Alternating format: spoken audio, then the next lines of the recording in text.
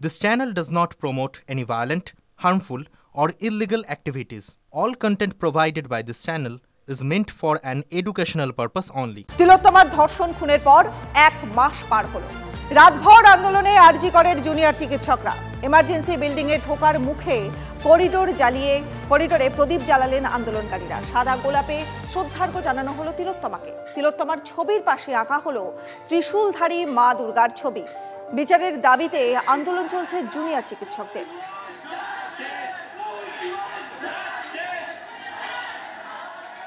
দিনে দুবার ব্যবহার করো স্টপেজ ক্রিম আর নিজেকে রাখো evergreen Keya Seth aromatherapy stoppage cream আর খুঁজে পাও নতুন আমিকে।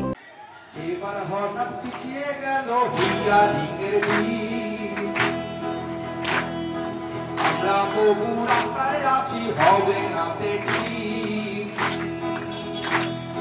তোমার নামে ক্লিনিক চালাই রাজপথের মোড়ে, ক্ষমতা লোভী কবকরা রাস্তাঘাটে ঘোরে।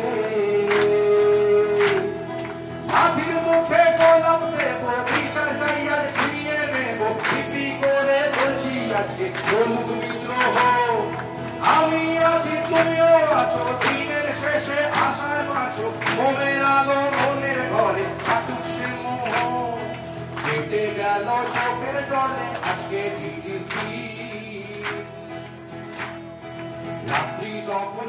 আরজি করে যে খবর এখন সেটা আরজি করে আর নেই, গোটা বিশ্বের খবর। 1 মাস হয়ে গেল, আমরা বিচারের দাবিতে হয়তো 1 পাও এগোইনি সত্যি কথা বলতে। তো সেই অপেক্ষায় আমরা আজকে 9 সেপ্টেম্বর এসে অপেক্ষা করছি যাতে সুপ্রিম কোর্ট আমাদের একটা সুনির্দিষ্ট উত্তর দেন এবং আমরা এই সমস্ত কিছু পেয়ে এবং এই যারা এই ঘৃণ্য নারকীয় ঘটনার সাথে যুক্ত তাদেরকে শনাক্ত করা হয়, যথাযথ শাস্তি দেওয়া হয়, দৃষ্টান্তমূলক শাস্তি, যাতে সমাজে যে কোনো লোক এই ধরনের কথা চিন্তা করার আগেও দুবার ভাবে। 9 আগস্ট থেকে 9 সেপ্টেম্বর 1 মাস অতিক্রান্ত।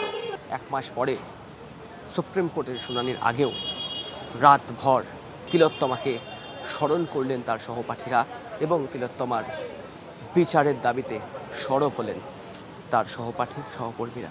ঠিক এই রাস্তা ধরেই আজ থেকে 1 মাস আগে তিলোত্তমা শেষবারের জন্য পৌঁছে গিয়েছিল ঠিক এই বিল্ডিংয়ের উপরে যে সেমিনার হল বা চেস্ট মেডিসিন ডিপার্টমেন্ট, সেই জায়গাতে কর্তব্যরত অবস্থাতেই ছিল তিলোত্তমা। কিন্তু সে জানতো না তার উপরে নেমে আসবে এই ভয়ঙ্কর আঘাত, এই ন্যাক্কারজনক ঘটনা। 1 মাস পর আজ তার সহকর্মীরা, তার সহপাঠীরা, তারা ঠিক এইভাবে যে রাস্তা দিয়ে তিলোত্তমা শেষবারের জন্য পৌঁছে গিয়েছিল চেস্ট মেডিসিন বিভাগে ডিউটি করতে, সেই রাস্তা সাজিয়ে দিলেন ফুলে ফুলে, জ্বালালেন প্রদীপ, জ্বালালেন মোমবাতি এবং সাদা গোলাপ, যে সাদা রং শান্তির প্রতীক, সেই সাদা গোলাপ দিয়ে শ্রদ্ধার্ঘ্য জানালেন তাদের সকলের কাছের মানুষ, প্রাণের মানুষ, সহকর্মী তিলোত্তমাকে। ক্যামেরায় বিকু দাসের সাথে অরিত্র ঘোষ, TV9 বাংলা। সুপ্রিম কোর্টে শুনানির আগে ফের রাত দখল। তিলোত্তমার জন্য বিচার চেয়ে উত্তাল গোটা বাংলা। গান, কবিতা, পথনাটকে মুখর রাজপথ। কল্লোলিনী কলকাতায় প্রতিবাদের গর্জন, মোমবাতি মশালে প্রতিবাদের আগুন। বিচার চেয়ে রাজপথে নাগরিকরা, রং তুলি মানববন্ধনে জোরালো প্রতিবাদ। সোদপুর থেকে শ্যামবাজার 17 কিলোমিটার পথ মানববন্ধন। কলকাতা থেকে জেলায় জেলায় রাত দখল। বিশ্ব জুড়ে প্রবাসী বাঙালিদের প্রতিবাদের গর্জন শোনা যাচ্ছে।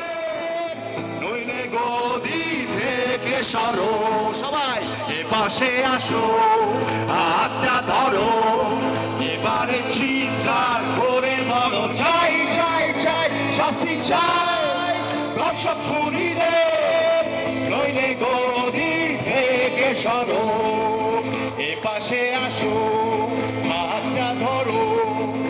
প্রতিবাদের রাত দখলের ছবি দেখছেন, এতক্ষণ দেখছিলেন জেলার ছবি। আসানসোল, কোচবিহার, সিউড়ি, পর ছবি দেখাচ্ছিলাম বারাসাত, বাগনান, শ্রীরামপুর।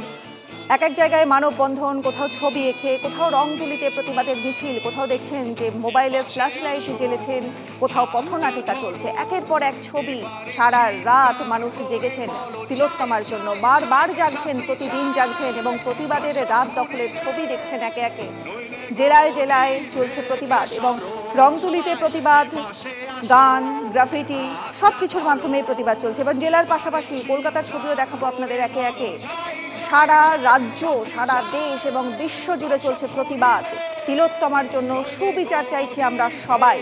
মোবাইলের আলো জ্বালার ছবি দেখাচ্ছি, পাশাপাশি এখনই দেখছেন যে জমায়েতের ছবি দেখাচ্ছি। মোমবাতি, মশালে প্রতিবাদীর আগুন।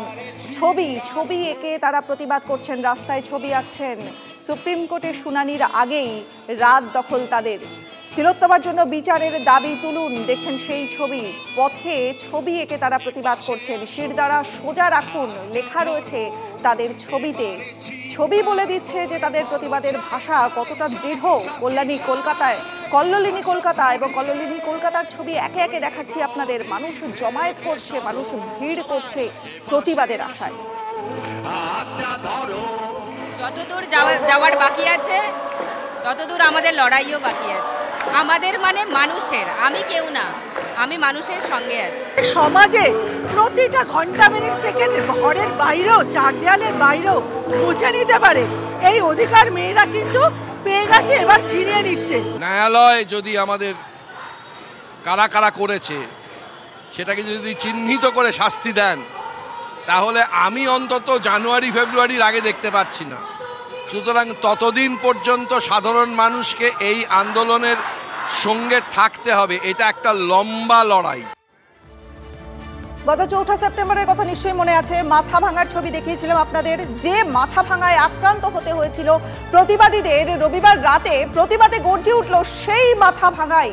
4 সেপ্টেম্বর কোচবিহারের মাথা ভাঙায় বিক্ষোভকারীদের উপর হামলা চালায় শাসক দলের কর্মী সমর্থকরা। নিশ্চয়ই মনে আছে, মুছে দেওয়া হয়েছিল রাস্তায় লেখা বিক্ষোভকারীদের স্লোগান। আর রবিবার রাতে ফের তিলোত্তমার জন্য সুবিচারের দাবিতে আবার সরব হলেন সেখানকার প্রতিবাদীরা।